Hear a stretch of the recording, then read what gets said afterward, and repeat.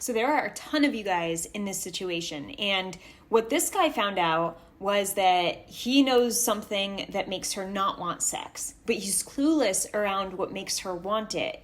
And sometimes if you have a partner who snaps back at you or acts annoyed, it can be difficult to dig further into that conversation to understand, okay, how can I help you get in the mood, or what does turn you on, right? So sometimes you just want to take the information of like, okay, that doesn't work, so I'm never going to do that again, and I'm just going to wait for her. But always leaving sex up to her to initiate, and also you not knowing how to help get her in the mood, or not even questioning her so that she could think for herself around that.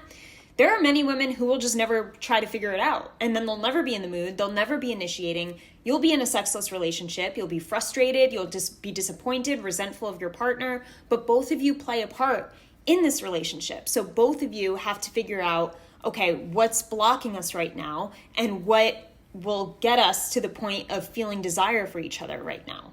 And I hate to mention this because it doesn't sound fair, but it's so true that when you give her all the power in your sex life, like it's all the decision is up to her as to when you guys have sex, she actually feels less desire for you and less attraction for you because you're afraid of her. You're showing a fear that, okay, I don't want to approach this topic. I'm afraid of how she'll react. I'm afraid of getting rejected. And when she senses that you're afraid to bring something up to her, it's actually less attractive, which sucks. And I hate saying that, like I said, but it's 100% true.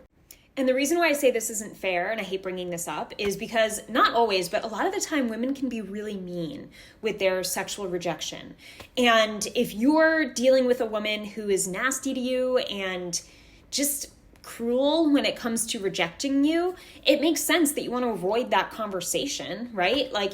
Why wouldn't you want to avoid that pain?